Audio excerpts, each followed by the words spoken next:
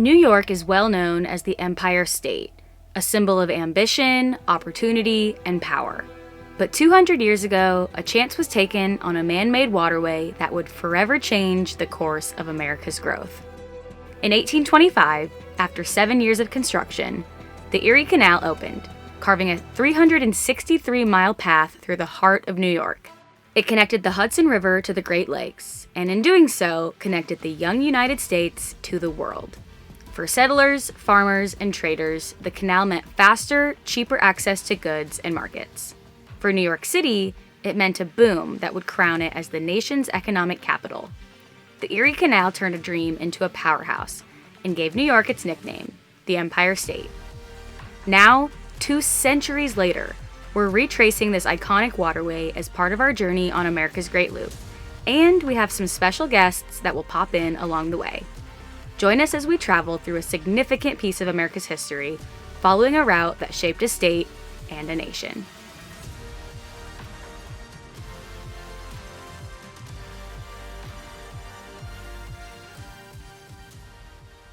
We made it to the Waterford Wall. We just barely snuck in, right in between 2 boats. And we got some special visitors that I want to introduce you to. This is why we got here to Waterford today, why we kind of kept inching our way up the Hudson, and I'm very excited to introduce you to them. Well, my name is Deborah Lynn Carlson. I'm 77 years old with a very young spirit. And this here is... I am Duncan Colin Brook, Davenport, Iowa. You were the first person to say, I'm coming on a portion of the loop with you, and I want to do the Erie Canal. Yes. Yep. I grew up as a young kid, and that was a big topic in school when I was young, was the Erie Canal. And then I learned when I was working for my daughter in New York City that Governor Clinton needed goods and so forth to come to New York City, and because of the Allegheny Mountains, there was just no way to supply other than the Atlantic Ocean. So he decided, and this would be 200 years ago, that they would hand dig the Erie Canal all the way over from Buffalo to the Hudson. Then that way all the wood and food and all the other things that New York needed could be boated up to Buffalo and then across the Erie Canal and then down to New York City. And New York City actually exploded after that happened and has never turned back since. No, it hasn't. And that's Governor Clinton of New York. New York, yes, not Arkansas. 200 years ago. All right. We're just going to enjoy our sunset up here. Yes, we are. We're enjoying snacks and wine. And also speaking about New York City, if you look over to the left, you will see one of the old water towers, yes. which in another 50 years you won't see anywhere, any of them anywhere. And he has an interest in those water towers. Yeah, absolutely. You might have to go climb it tonight. You just got to go across the bridge. I bet that road goes right by it. I think we might need to get a tour of the Chinook. Yes, absolutely. They would like that. So. Yes. Well, it turns out we were having so much fun that we never actually did get the tour captured on camera. My grandpa and Deborah drove the Chinook from Iowa to New York so they could do some additional travels before and after the canal. Come Monday morning, we would start the canal while they went up to Lake Champlain, then they'd come back and join us toward the middle. In the meantime, we spent the weekend enjoying each other's company, visiting the Saratoga battlefield, and doing an oil change before setting off. We even woke up Sunday morning to a farmer's market right outside our door that captured the true essence of any small town. Monday morning, we untied the lines and set off for the Waterford Flight of 5, a flight of 5 locks that must be completed all in one go. It was finally time to begin the historic Erie Canal. Today's the day. We are officially going west in fresh water in the Erie Canal. Yeah, we're so excited. You excited for him? I know it. Okay, stop. You're shaking. I still got your stitches.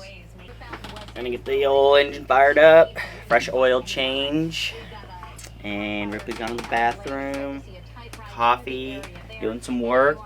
That just wakes you right up. Let's go to the rooftop, baby. I know you will get some. First official lock of the Erie Canal, baby. Let's go. Evan's in my ear. He's like, ooh.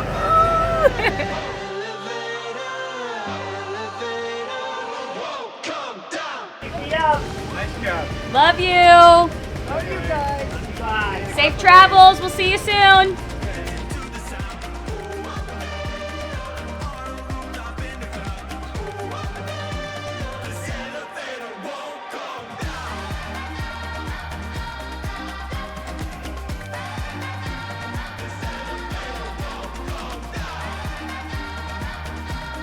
We are settled in here at the Crescent Free Wall. We did 5 locks this morning. All of them were 33 or more feet rise, so that was very exciting. A little stressful at times. We have to pull over to do some work today and take our meetings, stay on top of things before we move this evening.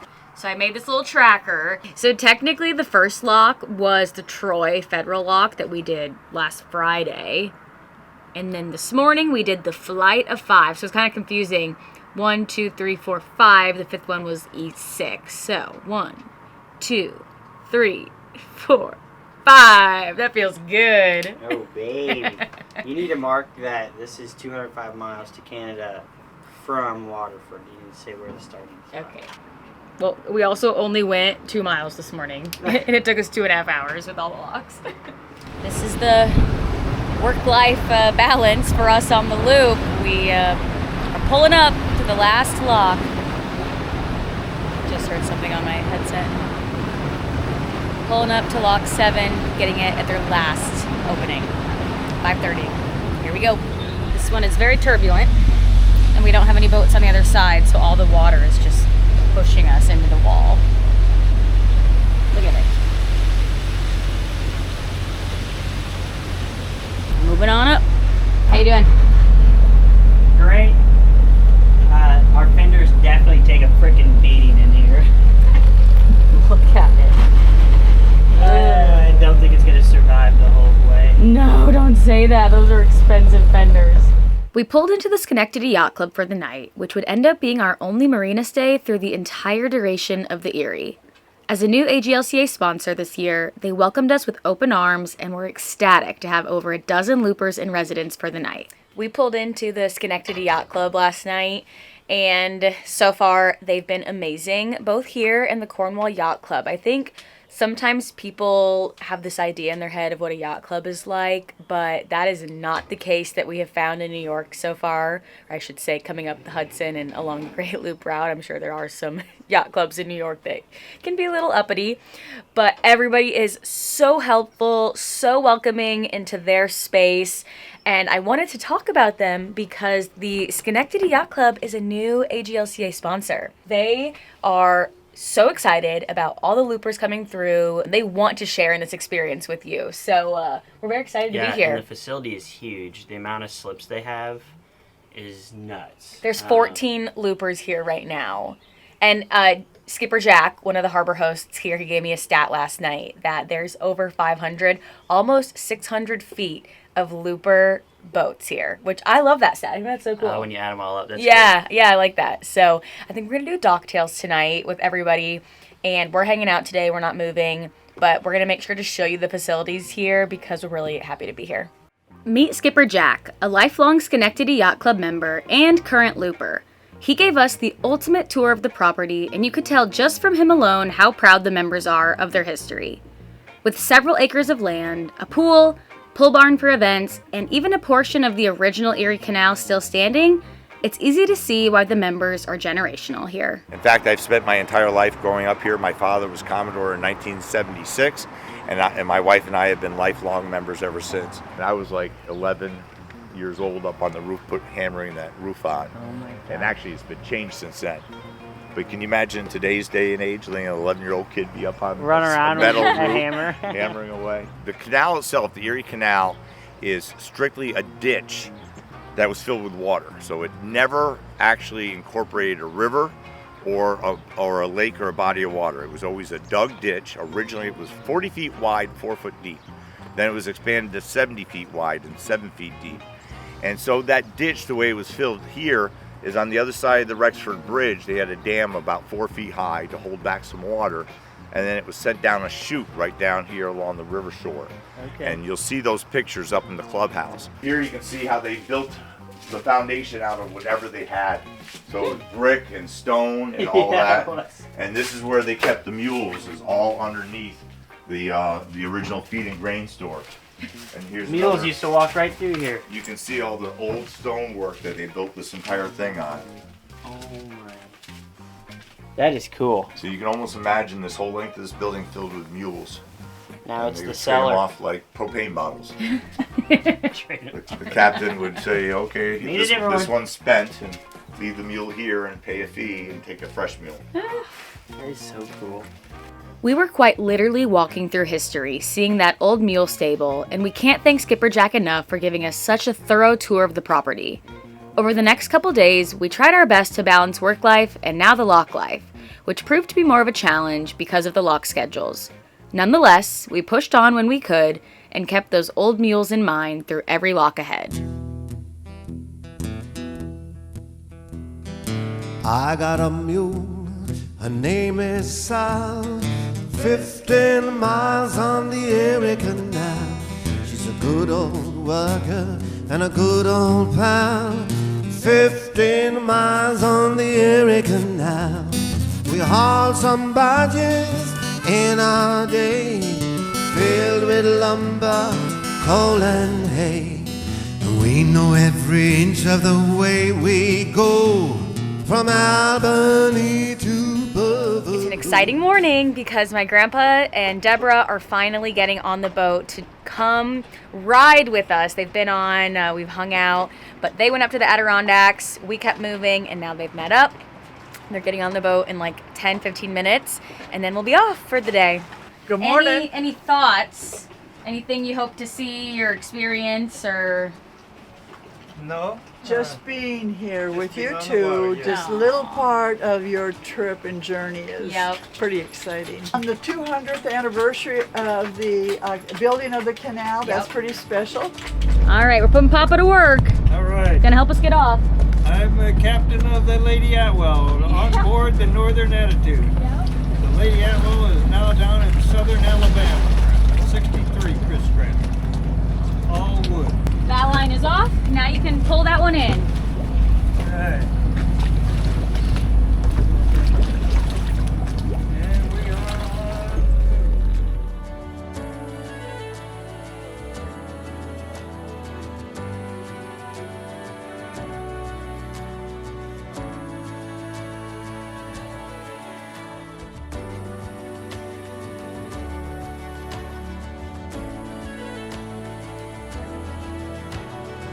We put you to work, huh, Papa? Yep. Bring back old memories. Doing a lock on the Erie Canal. I tried to be in the moment while also filming what I could, but it's safe to say having my grandpa on the boat was some of the most special days so far. After saying our goodbyes, we were starting to feel the weight of the locks. Again, there was nothing to do but to continue pushing on, and wow, we were sure glad that we did. I'll explain here in just a moment. We pulled into Sylvan Beach last night on the free wall here. Been loving all the free walls. Just had a one night here, and I think the weather's going to be all right for us to cross Lake Oneida today. Evan's doing all of his checks before we get going. We were kind of up in the air. We were going to move today if we could, or we were fine if we couldn't. So we decided we're going to Plenty move. of fuel. Yep. He 20 just checked miles. the fuel level. He'll do like oil checks and everything. I got to get my contacts on, some sunscreen. I always put it on my face every day. We had a crazy, crazy storm last night, and we are so lucky that we made it here to Sylvan Beach because the power is out for sure at locks 21 and 22. But I'm pretty sure that Josh and Haley read locks 17 through 22 are closed temporarily right now because there's just way too much debris. Power's out in a couple spots. I mean, we were up for probably an hour in the middle of the night. Just Yeah, like 3:30 to 4:30. yeah, just making sure like everything was good. You also couldn't sleep through it, so we're just really lucky and happy that we pushed through the long day yesterday and made it here, so we can keep moving. One thing we walked across last night when we were checking out the town is there's a watercross competition going on, and I'll try and zoom in, but I don't have a great zoom on my camera. Yeah, it's just pretty neat to come across because that's something we've never seen. Even having grown up on the water, I've never come across a watercross competition. And they've got the whole setups. They come with their campers and their trailers. It's a bunch of kids. It seems pretty fun. So it's pretty neat.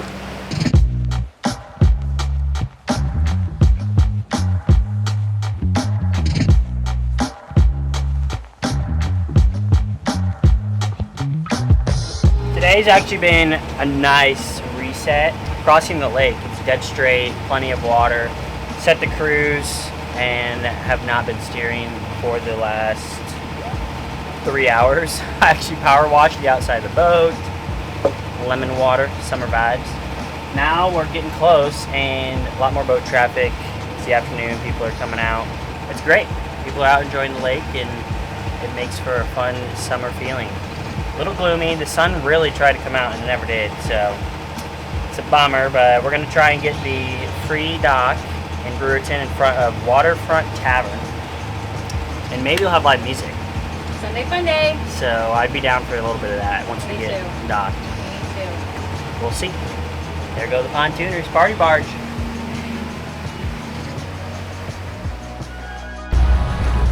We don't have anybody to catch our lines. This is what I do. I have the bow line on, and I give myself a ton of slack. I walk back to where the railing ends, and I just have to jump off with it and hope that Evan can handle the stern line.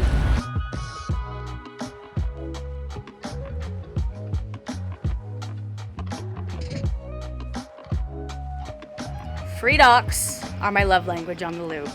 Anything free, I mean, I like anchoring too, but the beauty of free docks is that it's not so bad getting her off. We don't have to lower the dinghy, get in, take it there. So I've been thoroughly enjoying the canal and all the free docks there are. But we made it here. We're now in Brewerton, New York. Easy, easy cruise. I am curious if anybody knows like how crazy Lake Oneida can get. We weren't sure, you know, with higher winds, if it was coming from the west or from the east, how big the waves can get there, but we had no issues today. So Evan's just getting the lines all set. Well, it's been a minute since we updated, and we have some special guests. Got my dad, Russ, stepmom, Carrie. They are major troopers. I feel so bad. It's been the hottest day yet. 7:55 and its sun's beating pretty good right now. It's so Pretty hot. good. In all seriousness, I do really feel bad about my dad and Carrie's first night on the boat. It was so hot, our hottest night yet, like 90 degrees last night. We don't have AC on the boat. I haven't felt like we've needed it until last night. The mosquitoes were out of this world, and thank God just last week we bought a thermocell. That did help, but it took a couple of minutes for it to kick in. They're troopers, and luckily they're being good sports about it. But hopefully today, while we're moving, it feels better. It was just so stagnant last night. The Bergie wasn't moving at all. I'm like, of course. We're gonna stop and get some diesel at SK Yards. That's an AGLCA sponsor. We probably would have stayed there, but we had the free dock here. And then we're gonna go through our last Erie lock, which is kind of sad. And then we head into the Oswego Canal, which is going north again. That way we can get to Canada. So here we go.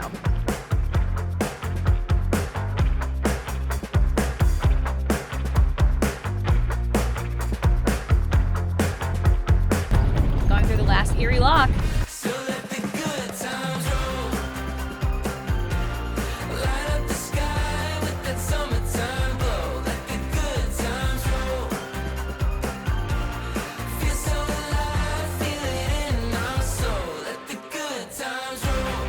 After lock E23, we were officially done with our portion of the Erie Canal. The canal actually has 35 locks, which would take you to Lake Erie, but because we're headed to Canada, we took a right turn to the Oswego Canal.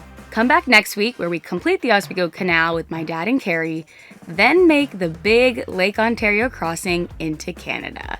You do not want to miss it. We'll see you then. Love you, bye.